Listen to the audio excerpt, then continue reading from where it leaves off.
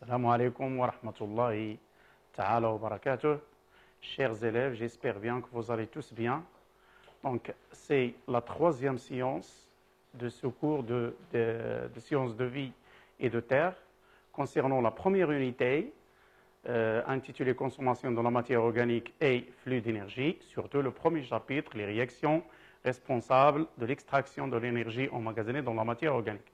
Déjà dans la science 2, donc cette science 3, c'est une suite à la science 2 et la science 1. Si vous voulez bien comprendre ce premier chapitre, vous devez regarder les trois séances. Bien. Donc cette science 3, c'est une suite de la science 2. Dans la science 2, on avait déjà vu les étapes de la dégradation du glucose dans le cytoplasme, ou bien de l'hyaloplasme, qu'on avait appelé glycolyse. Et aussi, on avait vu le sort, ou bien le destin de l'acide pyruvique produit au niveau du hyaloplasme, qui pénètre dans la mitochondrie et qui subit une oxydation en ce qui concerne la respiration. Donc, il subit une oxydation au niveau de la mitochondrie. Nous avons déjà vu les deux premières étapes. Et on s'est demandé une question, quel est le rôle du dioxygène et comment sont réoxydés les coenzymes. Donc, on s'est arrêté à cette diapositive, si vous vous rappelez bien. C'est la dernière diapositive de la science 2. Et on va passer maintenant, pour répondre à cette question, le rôle de dioxygène, on va passer à cet exercice. Bien. Donc ici, on vous propose un exercice des mitochondries isolées et placées en présence des transporteurs qu'on avait nommés ici R'(H2, ce sont des coenzymes ou bien des molécules réduites, dans un milieu confiné, ça veut dire fermé, clos, sans oxygène. On injecte le dioxygène sous forme de pulse, ça veut dire une petite concentration dans un temps bien déterminé. On poursuit la concentration en protons H+. Donc on va poursuivre maintenant, si vous voulez, le pH. Bien, du milieu extérieur des mitochondries. Regardez ici, c'est le protocole expérimental. On a le tube qui constitue le milieu confiné. Voici les mitochondries. Et cet espace-là, ou bien cette solution-là, c'est le milieu extra-mitochondrial. Bien, donc on va poursuivre la concentration des protons au niveau de ce milieu extramitochondrial avant et après l'injection de dioxygène. Voici les résultats. Les résultats, ils sont résumés ici, regardez bien. Avant l'injection de dioxygène, regardez bien que le taux, ou bien la concentration des protons est nulle, 0 protons, dans l'espace en dehors des mitochondries. Lorsqu'on injecte directement l'oxygène, regardez dans les 20 ou bien 30 secondes. Les premières 20 ou 30 secondes, regardez que la concentration augmente jusqu'à une valeur à peu près de 58 nanomoles par litre. Nanomoles, ça veut dire 10 à la puissance moins 9 moles par litre. Et par la suite, le reste du temps, cette concentration diminue. Ça veut dire quoi? Ça veut dire que l'acidité dans le milieu extramitochondrial devient de plus en plus importante lorsqu'on injecte le dioxygène. Ça veut dire que ce dioxygène, il a amorcé des réactions chimiques qui ont produit des protons, et ces protons ils sont évacués à l'extérieur de la mitochondrie. On sait déjà que le pyruvate, lorsqu'il pénètre dans la mitochondrie, il subit une oxydation. Et cette oxydation, il en résulte des protons. On avait dit qu'on a un ensemble d'enzymes au niveau du cycle de Krebs qui arrachent les protons et les électrons. Donc, d'où proviennent ces protons? Ce sont ces coenzymes qui sont oxydés. Ça veut dire une réoxydation des coenzymes. Donc, c'est ça le rôle du dioxygène. Il assure la réoxydation des coenzymes. Ici, lorsque la quantité d'oxygène utilisée ou bien injectée est épuisée, après 30 secondes, regardez que les protons, la concentration des protons revient à la valeur initiale qui est 0. Ça veut dire quoi? Ça veut dire que les protons réentrent à l'intérieur de la mitochondrie. Bien.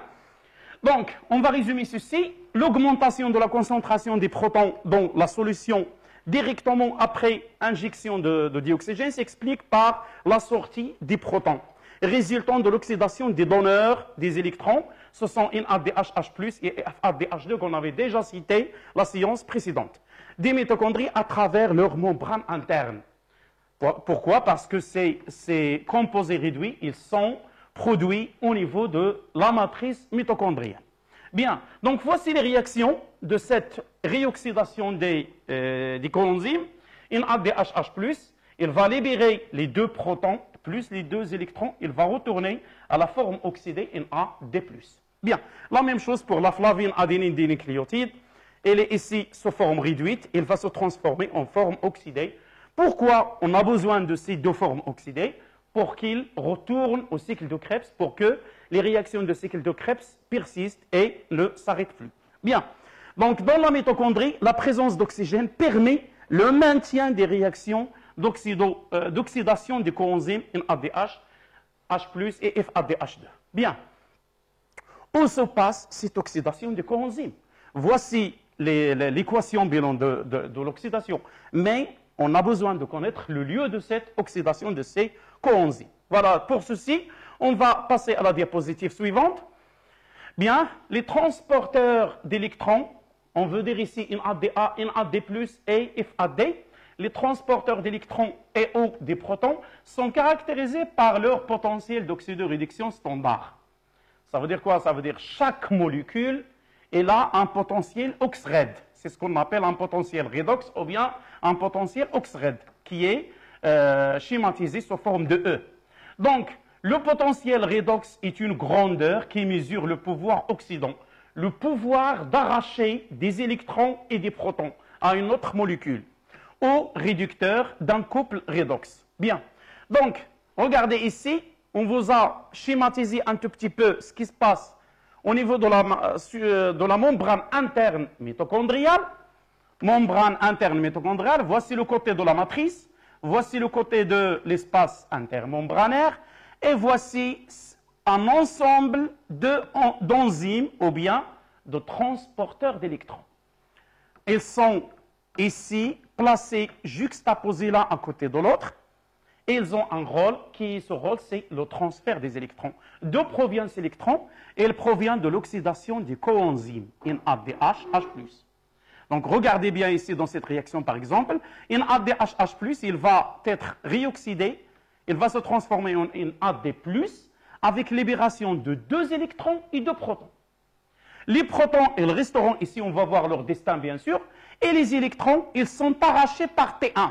D'après ce qu'on avait lu jusqu'à ici, regardez bien, ce transporteur T1, il a un pouvoir redox, ou bien OX-RED, qui est supérieur au pouvoir redox de la molécule NADH, H+, NAD. Ça s'appelle le couple OX-RED. OX-RED. Couple OX-RED. Ça veut dire la forme oxydée de la molécule et la forme réduite de la molécule. On va voir ça dans ce schéma-là. Regardez. Donc, T1, il a arraché les électrons à NADH, H+, plus les protons. Par la suite, T2, il les a arrachés à T1, les mêmes électrons. Ensuite, T3, il les a arrachés à T2. Par la suite, les électrons passent à T4. Et enfin, ils passent à T5. Et on constate ici que le dernier accepteur des électrons, c'est qui? C'est l'oxygène. L'oxygène qu'on s'est demandé quel est son rôle. Donc, voici le rôle de cet oxygène absorbé. L'oxygène absorbé, son rôle, c'est quoi? C'est d'accepter, d'acquérir quoi? Les électrons plus les protons. Et il se transforme en H2O. Bien. Donc, on va voir pourquoi ce transfert des électrons se fait dans ce sens-là. Pourquoi on n'a pas, par exemple, les électrons qui passent de T1 à T3 ou bien à T5 directement? Regardez.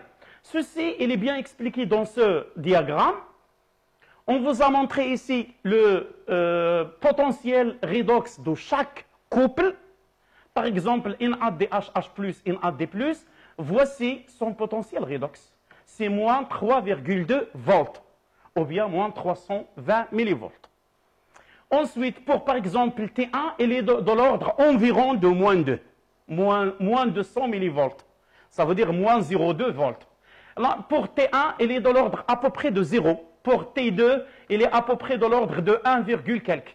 T4, pardonnez-moi, il est de l'ordre de 2,5 ou bien de 0,3 volts, pardonnez-moi, 0,3 volts ou bien 300 millivolts. T4, à peu près 550 millivolts. Pour T6, le dernier accepteur, regardez, T6, c'est de l'ordre à peu près de 700 millivolts. Et le dernier accepteur qu'on avait déjà cité dans ce premier document, c'est l'oxygène absorbé. Donc l'oxygène, ce couple O2H2O, il a un pouvoir redox, un potentiel redox de l'ordre de 820 millivolts. Donc, en physique ou bien en chimie, les électrons, ils passent d'une manière spontanée de la molécule ou bien de couple ayant un potentiel redox faible vers un couple ayant un potentiel redox plus fort. Pourquoi les électrons passent de T1 à T2? Pourquoi ils ne passent plus de T1 à T3? Parce qu'au niveau de la chaîne respiratoire, au niveau de cette membrane, T1 et T2, ils sont juxtaposés. Ça veut dire que ce T2, c'est la molécule qui a la possibilité d'arracher les électrons à T1. Et par la suite, T3, elle est juxtaposée avec T2. Ça veut dire quoi? C'est elle qui va arracher les électrons à T2, et ainsi de suite. Donc, l'ensemble de ces composés, l'ensemble de ces molécules, elles sont insérées dans la membrane interne mitochondriale. Elles sont nommées chaînes respiratoires. Si vous vous rappelez bien, dans la science 1, on avait parlé de ces propriétés de la membrane interne. On avait dit qu'il est très riche en molécules qui participent dans des réactions d'oxyde de réduction qui forment la chaîne respiratoire. Voici les molécules dont on avait parlé dans la science 1. Bien. Les électrons se déplacent des molécules à faible potentiel redox vers les molécules à fort potentiel redox. Ce déplacement spontané des électrons s'accompagne d'une libération d'énergie. Ça veut dire quoi? Ça veut dire lorsque les électrons passent de T1 à T2, ils libèrent une quantité d'énergie. C'est comme, si vous voulez un exemple, c'est comme la chute des eaux au niveau d'une cascade. Donc cette chute, il libère une quantité d'énergie qu'on peut exploiter, bien sûr. C'est la même chose ici. Donc, le passage des électrons d'un transporteur à l'autre, il libère une quantité d'énergie qu'on peut exploiter. On va voir comment peut-on exploiter cette énergie. Bien. Donc, le flux des électrons dans la chaîne respiratoire s'effectue spontanément dans le sens croissant des potentiels redox. Regardez le sens. C'est de moins 320 millivolts jusqu'à plus 820 millivolts. Voilà. Depuis le premier donneur de le couple NADH+, NAD, ou bien FADH2, FAD, jusqu'au dernier, à l'accepteur final des électrons, c'est l'oxygène, donc qui forme le couple O2H2O avec cette réaction-là. Regardez, un demi-O2 plus 2 électrons, plus 2 protons, ça va donner H2O. Bien, on va passer maintenant aux conditions de synthèse de l'ATP, puisqu'on avait parlé dès la première séance de la séance, la première diapositive de la séance 1, d'une molécule universelle qu'on avait appelée adénosine triphosphate. On va voir maintenant comment cette molécule est synthétisée, ou bien comment peut-on convertir l'énergie chimique retenue dans la matière organique en ATP. Bien, pour ceci, on va voir cet exercice pour déterminer les conditions de la production de l'énergie au niveau de la membrane interne en semi-mitochondries isolées à l'action des ultrasons. Les ultrasons, ce sont des ondes sonores dont la fréquence est plus grande que celle qu'on écoute avec nos oreilles. Donc, les vibrations de haute fréquence cassent les membranes internes en petits fragments. Regardez ici, mitochondries soumises à ultrasons, regardez la membrane interne. Ce qui nous intéresse, nous, c'est la membrane interne. Donc, regardez la membrane interne, elle est fragmentée. Après cette fragmentation, regardez spontanément, chaque fragment va fermer quoi? Une sphère. Il va fermer une vésicule submitochondriale. Donc, regardez, si vous vous rappelez bien, lorsqu'on avait étudié la structure de la mitochondrie, on avait parlé de ces sphères pédonculées. Les voici. Donc, voici les sphères, alors que les pédoncules, ils sont enracinés dans la membrane interne. Donc, les sphères ici, regardez, elles sont du côté externe. Si vous vous rappelez bien, lorsqu'on avait étudié la structure de la mitochondrie, les sphères étaient du côté stroma. Étaient du côté, pardonnez-moi, matrice. Bien. Donc, les vésicules submitochondriales, ici, un agrandissement d'une vésicule ou bien un détail d'une vésicule. Voici les ATP synthétase ou bien ATP synthase. Et ce sont les sphères pédonculées, nommées aussi sphères pédonculées. Chacune contient un canal à protons. Et on va voir maintenant comment peut-on utiliser ces sphères expérimentalement. Donc, les figures 1, 2 et 3 présentent les résultats des expériences réalisées sur des vésicules submitochondriales dans différentes conditions. On veut savoir, n'oubliez pas le but, on veut savoir quelles sont les conditions de la synthèse d'une molécule hautement énergétique, l'ATP. Bien. Donc, dans le premier cas, regardez, on a la sphère, la vésicule submitochondriale qui contient les sphères pédonculées et on avait à l'intérieur de la vésicule un pH interne qui est égal à 8 et du côté externe un pH, pardonnez-moi, un pH interne qui est égal à 4, et du côté extravésiculaire, un pH qui est égal à 8, ça veut dire basique. Le résultat, lorsqu'on ajoute l'ADP plus le PI, avec toutes les conditions nécessaires, regardez, on a synthèse de l'ATP. Donc c'est un cas témoin. On va passer au deuxième cas. Dans ce deuxième cas, qu'est-ce qu'on a? On avait coupé les sphères. Ça veut dire qu'il n'en reste que les pédoncules. Lorsqu'on a seulement les pédoncules avec les mêmes conditions expérimentales, cette différence de pH, regardez, il n'y a pas de synthèse d'ATP. La même chose dans le troisième cas. On n'a pas de synthèse d'ATP, mais c'est quoi la cause cette fois-ci? Regardez, on a présence des sphères, présence des pédoncules. La seule chose qui est anormale ici, c'est quoi? C'est l'égalité de pH. Ça veut dire le pH intravésiculaire et le pH extravésiculaire, ils sont égaux. Ça veut dire quoi? L'ATP ne peut pas être synthétisé. L'ATP ne peut pas être synthétisé si le pH intravésiculaire et extravésiculaire est égal, sont égaux. L'ATP ne peut pas être synthétisé si on n'a pas l'enzyme entière. Ça veut dire quoi? Ça veut dire qu'il manque ici les sphères. On a des pédoncules mais sans sphères. Alors que là, on avait dit que c'est un cas témoin. Bien. Donc, à partir de ceci, on peut extraire ou bien on peut conclure les conditions de la synthèse d'ATP. Présence d'ADP plus P, ce sont les précurseurs, les métabolites qu'on doit réagir entre eux pour produire l'ATP. Le pH du côté des sphères, rappelez-vous bien, c'est très intéressant ce point-là. Le pH du côté des sphères, ça veut dire la matrice mitochondriale. Dans le cas normal, dans une mitochondrie, les sphères sont du côté de la matrice. Ici, les sphères sont du côté externe de la vésicule. Il faut que le pH du côté des sphères, ça veut dire la matrice mitochondriale, soit supérieur au pH de l'autre côté. Qui est l'autre côté? C'est le milieu extracellulaire. Du pH de l'autre côté de la membrane interne, ça veut dire l'espace intermembranaire. Donc l'oxydation des coenzymes et le transfert des électrons, qu'est-ce qu'ils font? Les électrons dans la chaîne respiratoire entraînent la sortie des protons. C'est pourquoi dans le diagramme qu'on avait étudié, on avait une élévation de la concentration du proton dans le milieu extérieur. Bien, donc entraîne la sortie des protons H+, de la matrice vers l'espace intermembranaire. Ce qui crée un gradient électrochimique. On va parler suffisamment sur ce gradient. pH de la matrice supérieur à pH externe. La consommation d'oxygène, bien sûr, par les mitochondries est aussi un facteur ou bien une condition essentielle de la synthèse d'ATP. Pourquoi? Parce qu'on avait dit que l'oxygène, c'est le dernier accepteur des électrons. Bien, on va passer maintenant au résumé. Regardez bien. Ici, on veut résumer qu'est-ce qui se passe au niveau de la membrane interne mitochondriale. Ça, c'est un schéma bilan. Regardez-le bien. Bien, regardez ici. On a les transporteurs T1, T2, T3, T4, T5 et T6.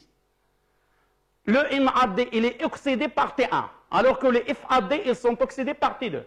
Les électrons résultant de ces deux oxydations, ils sont transférés au niveau de T3, T4, T5 jusqu'à T6. C'est ce qu'on avait déjà expliqué. Bien. Bien sûr, ici, on a le NAD+, plus 2 électrons. Pardonnez-moi, plus 2 protons. NAD+, plus 2 protons. La même chose ici, FAD plus 2 protons. Donc les protons, ils ne vont pas s'accumuler ici. On avait dit que le transfert des électrons, il libère une quantité d'énergie. Cette énergie, elle est exploitée par certains transporteurs. C'est plutôt, par exemple, le transporteur T1 ici, T4 et T6. Qu'est-ce qu'ils font avec cette énergie? Ils font évacuer les protons vers le milieu extra-mitochondrial, ça veut dire vers le milieu intermembranaire, vers l'espace intermembranaire. Cette évacuation, que va-t-il arriver? Le pH ici va s'affaiblir, le pH du côté externe va augmenter. Ça veut dire quoi? Pardonnez-moi, ici le pH deviendra acide et le pH ici deviendra basique. Ça veut dire ici on aura pH de l'ordre par exemple de 8, 7. Alors qu'ici on aura un pH de l'ordre de 4 par exemple. Donc ce sont les conditions qu'on avait étudiées qui activent cette enzyme-là. Cette fameuse enzyme qu'on avait nommée ATP synthétase ou bien sphère pédonculée. Voici la sphère et voici le pédoncule. Ça va? Donc cette enzyme, elle est activée par cette différence de pH et cette différence électrique de charge. Au niveau du milieu extérieur, on a énormément de charges positives. Au niveau de la matrice, on a moins de charges positives. Donc ce gradient qui est électrique et chimique, électrique veut dire les charges, chimique veut dire le pH. Donc ce gradient active ces ATP synthase qui, lorsqu'ils sont activés, ils vont permettre aux protons de réentrer à l'intérieur de la mitochondrie, mais ils vont utiliser l'énergie de cette rentrée pour phosphoryler l'ADP. Phosphorylation d'ATP, ça veut dire liaison d'un groupement phosphate aux molécules d'ATP pour produire l'ATP. Ça va? Bien. Donc on va passer, c'est une théorie qui a été proposée par Peter Mitchell en 1961. Et là, c'est un prix Nobel dans les années 70. Bien. Les coenzymes INADH et FADH2 sont oxydés du côté interne de la membrane interne. Ils vont donner des protons et des électrons. Transfert des électrons et de transporteur en transporteur au niveau de la chaîne respiratoire jusqu'à l'accepteur final qui est l'oxygène qui se réduit en H2O. Les protons sont évacués vers l'extérieur par quelques transporteurs qui exploitent l'énergie de transfert des électrons. Création d'un gradient électrochimique. C'est très intéressant ce terme-là. Donc, entre les deux côtés de la membrane, activation des ATP synthase qui sont les seules structures qui permettent aux protons de rentrer à l'intérieur de la matrice en exploitant l'énergie de ce flux pour phosphoryler l'ADP en ATP. Très bien. Et ce qui nous reste maintenant, c'est quoi? Regardez, ici, on a un schéma bilan de tout ce qui s'est passé. Regardez bien. Donc, la glycolyse au niveau de l'hyaloplasme, le glucose se transforme en 2 acides pyruviques. Entrée de l'acide pyruvique. Première oxydation au niveau de la matrice. Par la suite, l'acétylcoenzyme A va pénétrer dans le cycle de Krebs. Un ensemble de réactions de décarboxylation et de déshydrogénation. Par la suite, on a production d'un certain nombre de NADH+ et FADH2 qui sont réoxydés au niveau de la chaîne respiratoire. Par ce gradient électrochimique, on aura la possibilité d'activer les ATP synthase qui vont phosphoryler l'ADP en ATP. Et voici l'ATP produite. Bien, c'est ça le bilan de la respiration en bref. Bien, on va passer maintenant à la fermentation. Pardonnez-moi, avant de passer à la fermentation, on va voir un tout petit peu le bilan énergétique pour faciliter la dernière, Inch'Allah, le dernier point. Chaque molécule de glucose produit, au niveau de la glycolyse, 2 NADH2, formation d'acétylcoenzyme A, il produit 2 NADH2, cycle de Krebs, il produit 6 NADH2, 1 FADH2.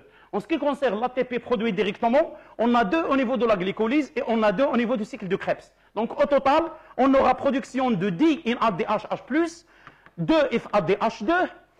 On va voir, ces 10 NADH+, ils vont produire 30 ATP, 2 FADH2, il va produire... chacune va produire 2 ATP, donc au total on aura 4 ATP et la somme c'est 38 ATP. C'est la somme, le nombre d'ATP produits par l'oxydation d'une molécule de glucose, entièrement par la respiration. Donc équation bilan de la respiration cellulaire, C6H12O6 plus oxygène, plus 38 ADP, puisqu'on avait produit 38 ATP, plus 38 PI, ça va donner 6 CO2, une oxydation totale du glucose. Il n'en reste que des résidus minéraux sans aucune énergie à l'intérieur. Donc avec 38 ATP. Bien. Maintenant, on va passer à la fermentation. C'est très facile en comparaison avec la respiration. La fermentation alcoolique. On va débuter par cette fermentation alcoolique. Regardez bien. Ici, on vous schématise cette fermentation alcoolique. Regardez. La première étape déjà étudiée, on l'avait déjà vue. La première séance, regardez, le glucose se transforme en acide pyruvique. C'est la glycolyse. Bien. La deuxième étape, c'est quoi? C'est la transformation de l'acide pyruvique en éthanol. C'est très facile. C'est une réaction qui va faire consommer le NADH+ et les 2 NADH+ qui ont été produits lors de la glycolyse. Bien. Donc, chaque molécule de glucose, il va produire 2 NADH+ lors de la glycolyse plus 2 ATP, mais ces 2 NADH+, ils vont être réutilisés au niveau de l'étape suivante pour produire l'éthanol. L'éthanol, c'est un résidu organique, on avait parlé, la première séance, plus le CO2. L'éthanol, il contient 2 atomes de carbone, plus cet atome de carbone de CO2, donc ces 3 atomes de carbone, c'est le contenu d'atomes de carbone dans l'acide pyruvique. Ça veut dire quoi? Une molécule de glucose va donner 2 CO2 plus 2 molécules d'éthanol. C'est ça la fermentation. Elle se passe entièrement au niveau dialoplasme. Bien. Maintenant, on va passer à la deuxième fermentation. C'est la fermentation lactique. Cette fermentation lactique, elle a lieu au niveau des cellules musculaires. Au niveau des cellules musculaires. par exemple, ou bien au niveau d'un certain nombre de bactéries qu'on appelle les lactobactères. Bien, regardez comment se passe cette fermentation lactique. On avait dit que la glycolyse, c'est une étape commune, ça veut dire la même chose pour la glycolyse. Regardez ici, le glucose, il va donner 2 acides pyruviques. Bien, c'est la même chose que la fermentation lactique, et même chose pour la fermentation, pour la respiration. Et cet acide pyruvique, il est transformé en acide lactique. Un acide lactique par une réduction. Ça veut dire les 2 NADHH+, qui ont été produits précédemment lors de la glycolyse, ils sont réutilisés dans l'étape suivante de la fermentation. Donc le bilan, on aura uniquement 2 ATP. Bien. Donc, il se déroule elle aussi au niveau du alloplasme. Elle est faite en deux étapes, glycolyse plus réduction de l'acide pyruvique. Équation globale de la fermentation est soit lactique, soit alcoolique. Bien, regardez, fermentation lactique. Le glucose, il contient une quantité d'énergie. Il est transformé en acide lactique qui contient une faible quantité d'énergie. C'est une matière organique qui contient de l'énergie potentielle, plus 2 ATP. C'est ça le bilan. Bien. La fermentation alcoolique elle-même, C6H12O6, le glucose, il contient la même quantité d'énergie initiale. Lorsqu'il est transformé en éthanol qui contient une faible quantité d'énergie et avec libération de 2 CO2 et de 2 ATP. Bien. Rendement énergétique, c'est le dernier paragraphe dans notre science, Inch'Allah. Rendement énergétique de la fermentation et de la respiration. L'oxydation complète d'une mole de glucose en présence d'oxygène dans une chambre calorimétrique, c'est une technique utilisée pour valoriser l'énergie contenue dans chaque molécule. Il libère 2840 kJ. Pour l'hydrolyse complète d'ATP, il va libérer, une seule molécule d'ATP va libérer 30,5 kJ. Alors que l'oxydation complète d'une mole d'acide lactique, dans une chambre, la même chose, il produira 1336 kJ. Donc, à partir de ces chiffres-là, regardez, la molécule de glucose, il contient 2840 kJ par chaque molécule.